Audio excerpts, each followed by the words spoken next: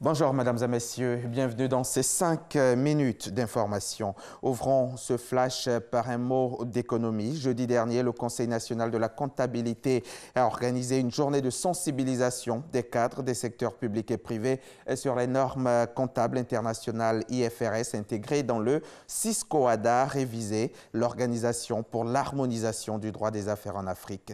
La formation avait pour objectif que les participants s'approprient les normes internationales IFRS, des normes qui ont pour avantage de favoriser les échanges internationaux et les investissements étrangers pour les parties membres de l'OADA. Nadia Idja et Cheikh Koné Aboubakar dans le 13h.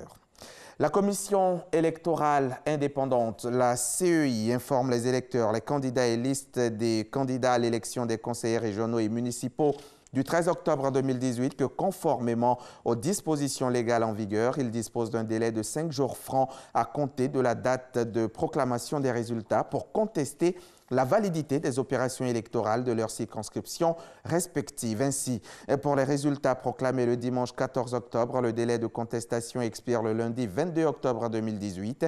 Pour les résultats proclamés le lundi 15 octobre, le délai de contestation expire le mardi 23 octobre 2018. Pour les résultats proclamés le mardi 16 octobre 2018, le délai de contestation expire le mercredi 24 octobre. Les réclamations sont obligatoirement déposées en 10 exemplaires au siège de la CEI, 6 à Abidjan, 2 Plateaux, Carrefour Duncan, résidence Angoua, aux jours ouvrables de 8h à 20h. La commission électorale indépendante compte sur le civisme et l'esprit de discipline de tous pour le bon déroulement de cette phase du contentieux de l'élection des conseillers régionaux et municipaux. La première édition de la semaine de comptabilité bancaire s'est tenue du 15 au 18 octobre dernier, ici même à Abidjan.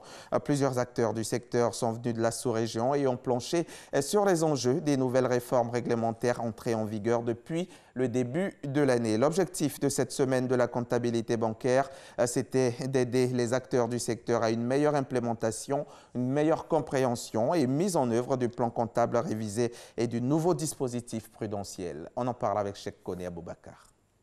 L'année 2018 est une année charnière dans la vie des banques de l'Union économique et monétaire UEMOA. On parle même des tsunamis réglementaires auxquels fait face le secteur bancaire sous-régional avec l'entrée en vigueur depuis le 1er janvier 2018 de nouvelles réformes, le référentiel comptable révisé et le dispositif prudentiel. Effectivement, ça induit des changements importants tant dans la conception des stratégies que dans la comptabilisation de nos produits financiers qui sont la source de nos produits bancaires.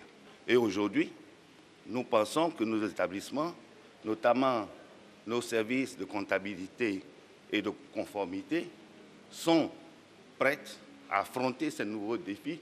Ces réformes, à terme, visent à durcir l'activité bancaire dans la sous-région en limitant les prêts aux dirigeants des banques, en plafonnant la disponibilité de liquidités dans les établissements de crédit, mais surtout en appréciant la solvabilité des banques existantes.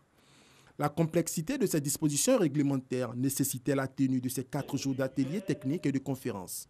Une occasion qui a permis aux praticiens des métiers de la banque de s'imprégner des mécanismes de mise en œuvre de ces réformes. Notre rôle en mettant en place cette semaine de la comptabilité, c'est de faire en sorte que toutes ces réformes soient un peu plus digestes pour les professionnels de la banque et qu'à travers une meilleure compréhension, ces professionnels puissent faciliter l'implémentation des dispositions au sein de leur banque. Nous avons été au cours de ce séminaire pour vérifier si nous sommes en train de respecter tout ce que la BCEAO exige des banques. À la clôture de cette première édition de la semaine de la comptabilité, les participants ont reçu des attestations de participation.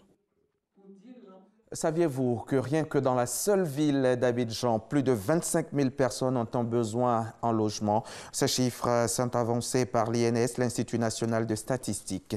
La question foncière était récemment au cœur de l'Assemblée générale de l'Ordre des experts, l'Ordre des géomètres experts de Côte d'Ivoire. Les géomètres habilités à lever à toutes les échelles les documents topographiques et plans des biens fonciers veulent combler ces besoins des populations. Ils comptent bien mener des actions de sensibilisation au niveau des administrations et des professionnels du métier.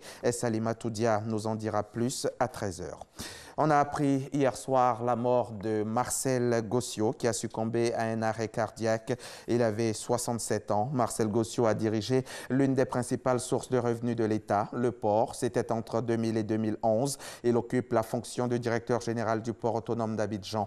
Vice-président du FPI de Pascal Avie-N'Guessan, il en dirige la campagne présidentielle en 2015. Et depuis son retour d'exil en Côte d'Ivoire en 2014, il n'a eu de cesse de prôner le dialogue avec le gouvernement. Marcel Gossio est mort donc hier dimanche sur le chemin qui le conduisait à une clinique de Marcory après un malaise.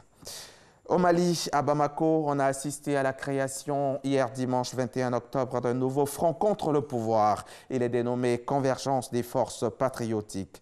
Composé d'anciens candidats à la présidentielle malienne, d'une dizaine de partis politiques de l'opposition et de la majorité, ainsi que d'associations, ce front se fixe deux objectifs: se dresser contre la mauvaise gouvernance et le report des législatives considérées comme un tripatouillage juridique.